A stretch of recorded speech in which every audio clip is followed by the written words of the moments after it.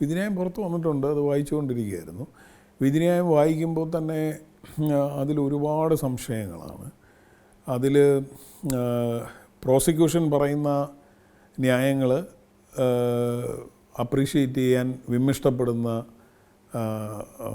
ഒരു വിധിന്യായം, എങ്ങനെയാണ് ഡിഫൻസ് പറയുന്ന ന്യായങ്ങളെല്ലാം ഈ പ്രതിയുടെ അഭിഭാഷകർ പറയുന്നതിനെല്ലാം വാരി പുണരുന്നത് എന്നുള്ളതും അതിൽ വളരെ വ്യക്തമാണ്, ഓരോന്നെടുത്ത് പരിശോധിച്ചാലും. അതുകൊണ്ട് അതിൽ ഉടനീളം ഇൻവെസ്റ്റിഗേഷനിൽ ഒരുപാട് പോരായ്മ പറ്റി എന്നാണ് വിധിന്യായം പറയാൻ ശ്രമിച്ചിരിക്കുന്നത്. പക്ഷേ എനിക്ക് തോന്നുന്നത് അതുണ്ടാവാം.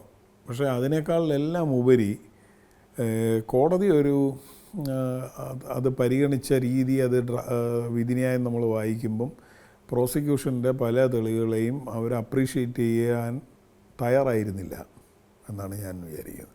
അതായത് 8ാം പ്രതി ഇതിൽ കുറ്റക്കാരനല്ല എന്നുള്ളൊരു മുൻവിധിയോടുകൂടി ഇത് നടന്നു വന്നതാണ്. അതിൽ പ്രധാനമായിട്ട് എനിക്ക് തോന്നുന്നത് ഇതൊരു വാദപ്രതിവാദ കോടതിയാണ്. പ്രോസിക്യൂഷൻ ഒരു വാദം മുന്നോട്ട് വെച്ചാൽ അത് ഖണ്ഡിക്കാൻ പ്രതിഭാഗം ശ്രമിക്കും. അത് പ്രോസിക്യൂഷൻ്റെ വാദം നിലനിൽക്കുന്നതാണോ എന്ന് കോടതി കാണും. നിലനിൽക്കുന്നതല്ലെങ്കിൽ സംശയത്തിൻ്റെ ആനുകൂല്യം നൽകി പ്രതികളെ വിട്ടയക്കും.